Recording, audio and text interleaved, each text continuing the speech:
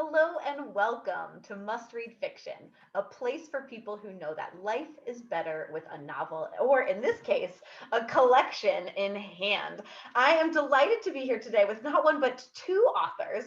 First, Sergio Troncoso, welcome. Hi, Erin. Thank you again for inviting me to Must Read Fiction. Oh, it's my pleasure to have you back. And also, Octavio Solis, welcome. Hi, Erin. Good to see you. Thank you both And so. Yes, and Sergio, we are doing the first ever Must Read Fiction three-person interview over Zoom. This is so fun. So, a little bit about our two authors who are joining us today. Octavio Solis works include Mother Road, Quixote Nuevo, Lydia, Santos and Santos, and El Paso Blue, which have been produced in theaters across the country. His fiction has been published in Ziziva, Catamaran, Izache, and the Chicago Quarterly Review, and the Wildsome Field Guides in Texas. Solis is a 2020 inductee into the Texas Institute of Letters. His new book, Retablos, Stories from a Life Lived Along the Border, is published by City Lights Publishing. I am also delighted to welcome Sergio Troncoso, who is the author of The Last Tortilla and Other Stories, A Peculiar Kind of Immigrant Son, Crossing Borders, Personal Essays, and the novels The Nature of Truth, From This Wicked Patch of Dust, and Nobody's Pilgrims. He co-edited Our Last Borders, Essays on the Life Amid Narco Violence, which won the Southwest Book Award from the Border Regional Library Association and the International Latino Book Award for Best Latino-Focused Nonfiction Book. A Fulbright scholar, Troncoso is a resident faculty member of the Yale Writers Workshop and president of the Texas Institute of Letters. Sergio is also the editor of Nepantla Familias, this fantastic book I have in my hands, which we are going to talk about today. So Sergio, let's start with this book. Please tell me about Nepantla Familias. Well, it's a collection of stories, also essays and poetry, all around this concept of Nepantla. And Nepantla really means living in the middle ground, in the middle space that is quintessential of the Mexican-American experience, living between the US and Mexico, between Spanish and English, between traditional values and new values, psychologies, geographies. And I when I got the idea to do this anthology and then the contract from the Whitcliffe Collection and Texas A&M University Press, they said, you know, what do you want to do it about? And I wanted to do it through this concept of Nepantla that's been very important to me, especially through Gloria Anzaldúa, who is sort of a philosophical muse for me, a very important figure in Chicano literature.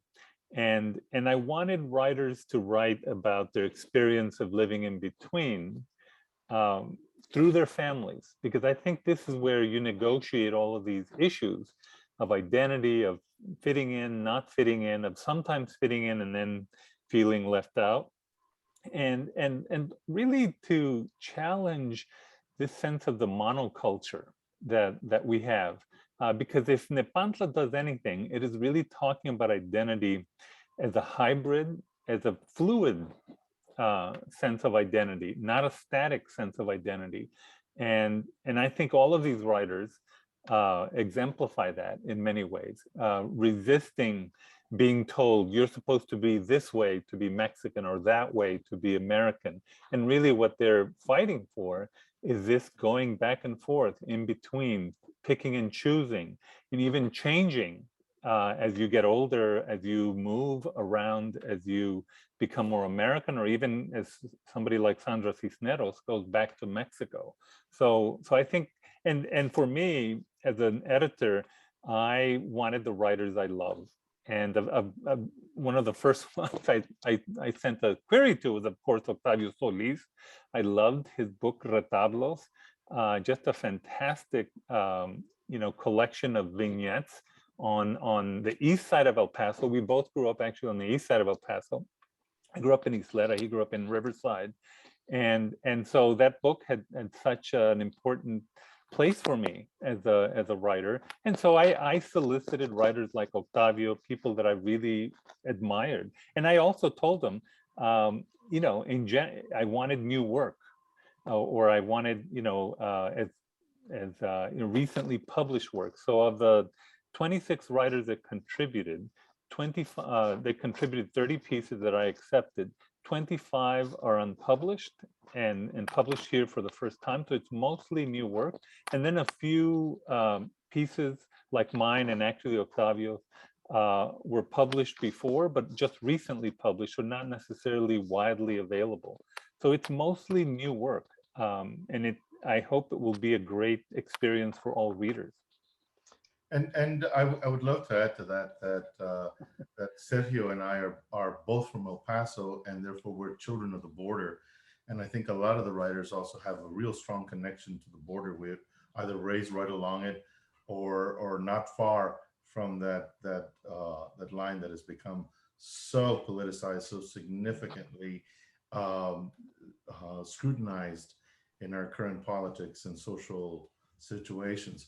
And we bring a unique perspective to it because it's lived. It's a lived experience that we're using as our lens to describe what it's like to live along the border, what it means to be living on the hyphen. That hyphen is the Nepantla, is that in betweenness. We're straddling the river, so to speak, or the line, that border in the line in the desert. So our hearts are in America, but our souls are in Mexico. And what does that mean then when we're torn in that way, when we're pulled apart in that way? And having experience, because I didn't know many of these authors, or I didn't know their works. I knew some of the writers that are in this volume, but I've been reading it, and it's just, I've learned so much about who I am, about my experience and my identity from reading the various essays, stories, and poems that are included in this volume. Yeah, and it raises so many good questions. And so actually, I'm going to read a little bit. So in the very first essay in the collection, it's by David Dorado Romo, called Here, There. And there's this wonderful paragraph that says, the 16th century Aztecs already had a term for a liminal middle ground. It's Nepantla, which in Nahuatl literally means a mutual place. It forms part of the verb Nepantla Kotla, meaning to love each other mutually. And so I want to spend a little bit more time. You both were also talking about that in-between space, this idea of Nepantla, but I'd love to talk a little bit more about that. Kind of like, what does Nepantla Familias mean to both of you? Sergio, go ahead and go first. Well, for me, it really means resisting the demands often of national political identities, not just from, let's say, Washington, D.C. or Kansas City or wherever it is, but also as much from Mexico City and Guadalajara. When I don't know if Octavio has lived in Mexico City, but I have, and spent many years there. And over there, you're a gringo. You're not a Mexicano. Even if you're Mexican American, even if you are fluent in Spanish. And of course, you go to Kansas City, you go to Washington, D.C., or some other places, and the first thing they ask you is, what's your accent, or where are you from, or who are you? And so I think one of the things for me that means very deeply in terms of Nepantla is resisting this effort to choose a side. My side is actually bringing these two sides together, is understanding that I can go from Spanish to English at the drop of a hat, that I can live in a place like Connecticut, or teach at a place like Yale, and then the next day actually go visit my mother in the adobe house that she built, that we built ourselves right on the border, and being very comfortable going back and forth between Spanish and English, and understanding the people of the border there. And I think if you spend a lot of time on the border, and as Octavio said before, if you've lived on the border and maintain a relationship with the border, you see that the Mexicans on the in the northern area, in Sonora and Chihuahua and other places, are, as you know, much more Americanized in many ways than the Mexicans. Let's say if you go to Oaxaca, or you go to, you know, Mexico City. So it's happening on both sides. We of course write about primarily our side, you know, the Mexican American experience, but it is also, I think, and this is one of the things I said in the intro, I think a deeply universal experience. This anthology, I hope, not only will open hearts and minds to seeing Mexican Americans for the variety and how they have lived along the border, but also to open other people who are not Mexican American to understand that they live a version of Nepantla when they cross their own borders, when they marry somebody from a different race or from a different religion or different ethnicity. If you know, if you learn Spanish and you live in the border and you're an Americano, you know, I know some of my friends. I grew up at Isleta High School. There are you know, more Mexicano than some of the, and they're not Mexican. They're Anglo, you know, but they're more Mexicano simply because of where they live. So I think this universality of the concept, I think, is an important thing to bring up, because I think that's the main problem we have in our country, that not enough of us are crossing borders, that we see each other as, you're on that side, I'm on this side, we have nothing to talk about. And this book is trying to cross those borders on purpose and show how meaningful life is when you do it, certainly through the Mexican American lens, but beyond that as well. Yeah, you know, it to me, Nepantla means having these conflicting loyalties, and that means then that every gesture, every step we take is tantamount to little betrayal, the little betrayals, and we're built on those, and so there's a lot of angst and sometimes guilt, real guilt about who we are, and in turning in something as simple as learning English means turning our back on Spanish, and that means turning our back on our ancestors.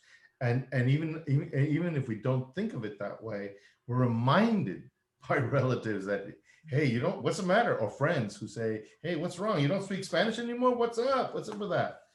And then when I go to Mexico, I'm confronted with the fact that my Spanish is made up of this other lingo that isn't even Spanish, that it doesn't even qualify as Spanish, because it's made of words that are more Spanglish, a combination, like the word troca. Troca is, I always knew it to mean truck, but that's not what troca means in Mexico. To identify a truck is a camioneta, but a camioneta to me was a station wagon. That's what we called it. And then there's also this great Pachuco dive lingo that exists really existed only right across the border, along the border, where you use the word calcos to mean shoes, or lisa to mean shirt, or ranfla to mean car, or even bicycle. A ranfla could be a bicycle. So and those words don't exist in any dictionary except the Chicano dictionary. And but I thought of that as Spanish. So you know, but would get called on that constantly. So I felt like I was a traitor to my own culture, a traitor to my own language. And then when I found myself really embracing more about what it meant to be Mexican American, the Mexican part of me, I felt like I was betraying my American side. But besides all that, Nepantla to me also means that we're living in this liminal space where we're dealing with illusions. We're dealing with illusions of what it means, of what a country means, what the U.S. means. There's something rather illusory and ghostly about the American ideal. And then I feel the same way about Mexico. There's something really strange and ghostly and mysterious and intangible and unreachable about about the culture there for me as a Mexican American,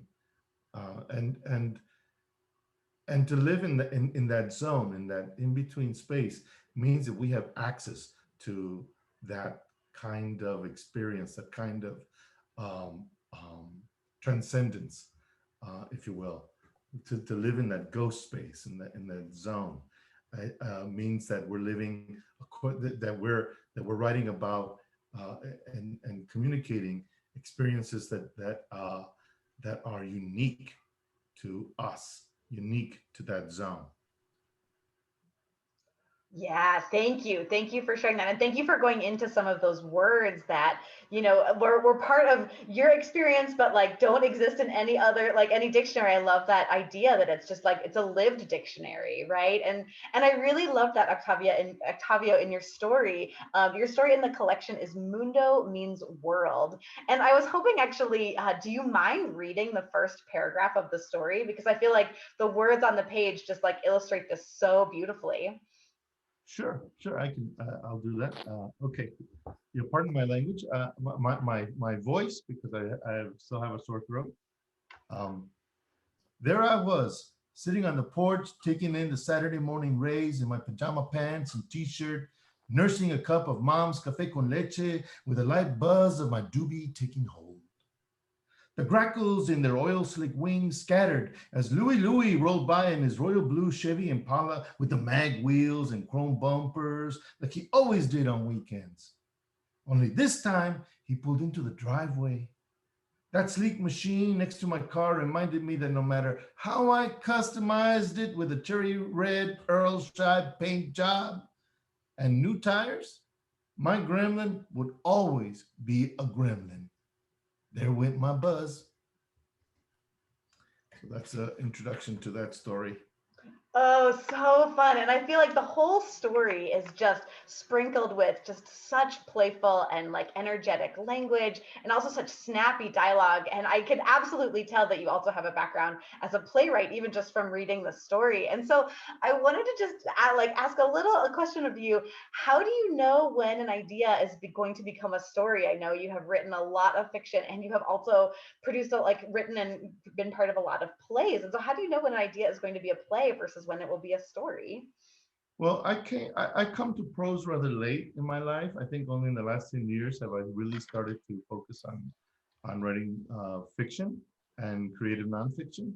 Uh, and I've even tried some poetry, and although I'm not very proud of it, that's a tough nut to crack. But my pedigree is really as a playwright. That's my bailiwick. Theater is where I learned my craft. Um, so when I've started writing some stories down, I felt, or getting ideas in my head about stories, I felt uh, like they required more of the landscape than and I mean also time in terms of landscape than a play could accommodate.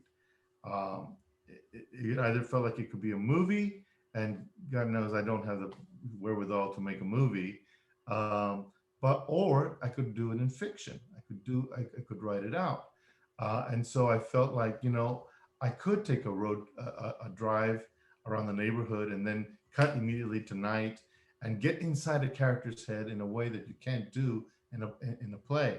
You never know what a character's thinking on stage unless he tells you, unless he speaks to you. And you can have a really mum character whose thoughts you can read in the movies, but that's because you can read his eyes if his face is 20 feet tall on the screen. You can get a really tight close up and read his eyes that way. Can't do that in the theater, but in fiction, you can get inside a person's head. It's an entirely different landscape in there that I'd love to get to access. But because I come from a playwriting background, I felt like I had to find a way in. And so for me, the way in was through think of it as a monologue. So a lot of my stories are first person. They're spoken in the first person, like someone telling a story to someone else, to in this case the reader. So it's a first person narrative kind of approach that I take as a way into it. Um, I love dialogue, and if it's useful, I will definitely go into it. I don't like to rely on it because it's a thing that comes easy. But in this case, I thought that it would be kind of fun because and I learned this from theater too. In theater, one of the lessons I learned was be careful when you introduce a gun on stage because a gun is its own character. It takes over a room. Somebody flashes a gun on stage, everybody, it becomes about the gun. So the gun becomes a character. You just have to, uh, you can do it, but you got to be prepared to deal with the new physics of having a gun in the room. And so I took that to heart. I said, what if a gun was a character? What if a weapon could talk to somebody and give him courage or whatever, make him, pump him up, pump up his manhood, so to speak.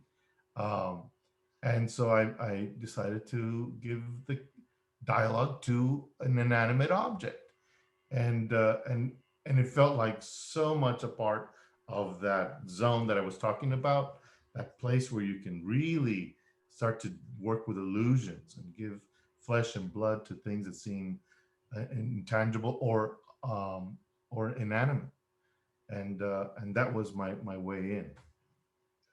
And it's so fun in that story, Mundo Means World, to sort of see that gun kind of take on that life of its own. And yes, I was with it every step of the way. And yeah, it was. There were definitely moments where it's a page turner of a story, for sure, for sure.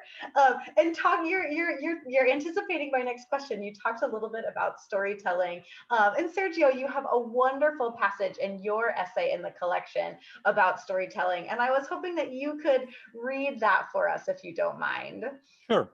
Yeah, I'll read it. It's from the essay Life at Crossing Borders, and it's at the second page.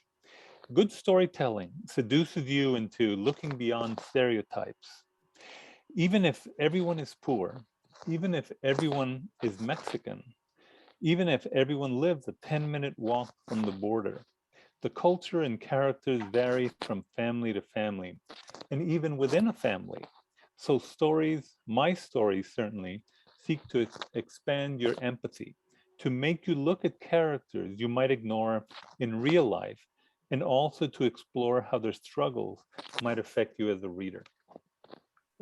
Which is just such a beautiful passage. And it's so, I mean, it resonates for me as a white person in Washington State, and so because it really gives that sense of all of these different voices, all of these different stories. And in the collection, we have poets and we have fiction and we have nonfiction. And it really is this gorgeous tapestry of all of these voices of the border. And so for my last question, I would just love to hear the two of your thoughts sort of on how some of the stories in the collection have changed you and how you hope they'll impact the world, or really anything you want to just kind of riff on for storytelling and empathy. It's one of my things that I love to talk about the most, but yeah, tell me a little bit more. Well, I read Rina Grande's essay on losing my mother tongue, and I was very moved by that because it's because I never realized how much I was erasing my identity when I was learning English, and I never realized um, how my English started taking over my identity um, as a writer, even as a person. But she portrayed that erasure so eloquently and powerfully, and I felt like like it had been a violation, that she lost so much of her original tongue she couldn't use it, and I immediately connected with it on a really powerful level. I as I said, I don't know many of the authors there, but the authors I do know, their stories are incredible. I know Reina, I know Oscar Casares, he's terrific. That Daniel uh, Chacon, who wrote Mujeres Matadas, I'd never read that story before. I know him, I know his work. He teaches at UTEP in El Paso, so he's there. And that story was like, wow, it's an amazing journey he takes us when he goes into Juarez It's one of the few stories that takes us into Juarez and Ciudad Juarez in Mexico. And it was really, really great. And Octavio Quintanilla is another author I know, and his works, his poetry is amazing. But I also know him as an artist. And I have here one of his works on my wall. This is one of his works that I had framed. Oh, beautiful. And he writes text into it often. This one doesn't seem to have, it has only text at the top. Yes, at the top. But he's one of those authors who has to be experienced both visually and orally. He's a remarkable poet. So to have amassed all these incredible people, I also read Diana Lopez's beautiful daughter story, which is really remarkable. And Irene Lara Silva, she's a writer I've just come across with because of Texas. No, it was because of this volume. It's through this volume that I met her, and she sent me a volume of her poetry. She is able to cross from fiction to poetry and back and forth quite readily, quite easily. It's just remarkable. And I have to say that Sergio lucked out because he has not one essay, but really two, because the introduction to the book counts as an essay all on its own merits. It's really quite powerful. And everyone should read the introduction before they read the rest of the book. It really does sort of sum up what we are as a culture, how we are identifying as writers of this strange in-between world. So. Yeah, I second that. Definitely read the introduction. It is also incredibly powerful. And Octavio, I love, even just with that piece of artwork, it is another example of this in really incredible liminal space, right? It's both the colors and then the words. And so you're kind of like transforming in between, like, experience the artwork, experiencing the words, feeling all of that. That is just gorgeous. And I love that as an example. Thank you. Thank you for showing it. So good. Yeah. Sergio, what would you like to add? Oh, I wanted to, chat about some of the ones that Octavio mentioned, but some of the ones he didn't mention. But like the Diana Lopez one for me, because since she's my vice president at the Texas Institute of Letters, I talk to her just about every week. And one of the things we talked about has to do with Dutiful Daughter, which she wrote. And the loneliness of being in this Nepantla liminal world, especially the loneliness from your family, which she's which resonated with me because she was, by the way, Diana was a phlebotomist. That is sort of an autobiographical story. And so as she went in her education, going deeper into her craft of writing, there was less connection with her family. Less she can tell her family about what she's doing. And the same thing happened to me. As I went to the Ivy League and all of these other places, you're struggling to keep that connection to where you grew up, which is on the border. And for me, so Diana and I talked about the loneliness of that character, Juanita, and how she felt like if she's going to go forward, she has to do it in many ways against her family because they don't understand what she's doing, what Juanita wants to do. And so I think that was very powerful. And in many ways could be the idea for another anthology on how you said, because you're trying to move forward in the world, you're also separating yourself culturally, linguistically. And for me, I always fought to keep my Spanish because I did not want to lose that connection with with where I grew up, and in fact at a certain point moved to Mexico, lived there a year, and I was thinking I might never go back. And so for me it was a real question of where I belonged. I think that some of the other ones that I really loved, some of the other stories or essays were some of the funny ones, because amidst all of this pain, amidst the scars that you have healed and have maybe gone beyond but have never forgotten, and which, by the way, is very emblematic of the cover. I think the cover by Antonio Castro, who I got the A&M to do the cover, to get Antonio to do the cover for him, because he's a fantastic graphic designer. He teaches graphic design at UTEP. But for example, Lorraine Lopez, nobody's favorite, and David Dominguez, Elote Man, you know, which are funny stories about not fitting in, living in between, sometimes the ridiculousness, and certainly in David's story, how people keep stereotyping simply because he's made it. He's a professor, and he just happens to like working on his yard because he connects him to his father. But then people assume, oh, he's just a Mexican worker, but he actually probably has more money than most people in that neighborhood. But they keep mistaking him for, he's just a Mexican worker that is, you know, how much do you charge? And even his wife makes fun of him in that story about his being trying to fit in and trying not to, and not really quite fitting in, even with the Mexican workers at Home Depot when he goes to buy materials, and they sort of make fun of him. So there is, even in this pain that sometimes you feel, whether it's the racism or the stereotyping, there's a lot of humor. There's a lot of, you know, bittersweet humor about Nepantla, and then there are tough stories, you know, and I included those on purpose, like Cheryl Luna, the hole in the house, about her white stepfather who, you know, really abused her and abused her mother, and there was no easy resolution. There was no happy ending in that story, and all of that is Nepantla. All of that is Nepantla, from the bittersweet humor and not fitting in to, I think I'm much more of a pugilistic essays, which is, you know, you're not going to take me as a Mexican American, just you wait, you know, and I fought back. I mean, I don't know why, but that's my character. And a lot of it had to do with my grandmother. I fought back at every point.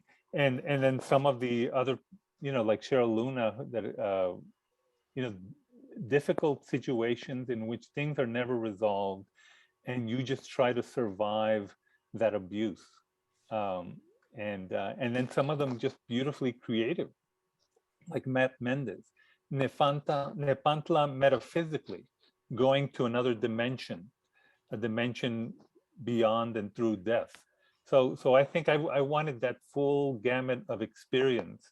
And then new discoveries, I'll just mention this last one, Stephanie Lee, whose father was Chinese and whose mother was Mexican. And that, navigating that hybridity, that experience, and what she you know, became, and she's a great writer. I can't wait to have more from her. But for me, all of these stories, in a way, I wanted to expand the sense of where we belong and create this liminal space as a space that we all belong here, and we can all learn from it. And so I hope it finds a wide readership, you know, not just in Mexican Americans, but I think beyond Mexican Americans, you know, to understand how you belong. And there's also the Nepantla zone of gender sexuality. Alex Espinosa's story, The Intoxicated Masculinity, is so powerful because it takes us through the journey of how his own sense of masculinity is tied into his drinking, and until he realizes and comes to terms with his being gay, and how he has to hide that and how he copes with that through drinking. And so the dual title of toxic masculinity and intoxicated masculinity is so poignantly revealed in that terrific essay. It's really powerful. Yeah. Oh my goodness. And I will second all of that. Like, what I love about this collection is that it shows, like you highlighted, all of those incredible stories each along the way. And I feel like another liminal space we haven't mentioned is also the liminal space of reading, right? Because like you're entering into this world that is not of your own, this perspective that isn't of your own. And then you come back to, oh, I guess here I am in my place. And so in many ways you have created another Nepantla by creating Nepantla Familias. So I will, yeah, go ahead. Well put, Erin. Well played. Yes, very nice. Indeed. Well, yeah, so many thanks. I mean, I will end with gratitude. Readers, please do check out Nepantla Familias. Please check out the work of Octavio Solis and Sergio Troncoso. And thank you both. Thank you for creating this collection, being part of it, and for taking the time to speak with me today. This has been such a pleasure. Thank you, Erin. It's been my pleasure too, and it's just good to share the screen and some time with Sergio, who's really a class act. He's really just a fine writer, and I'm honored that he chose my story for his anthology.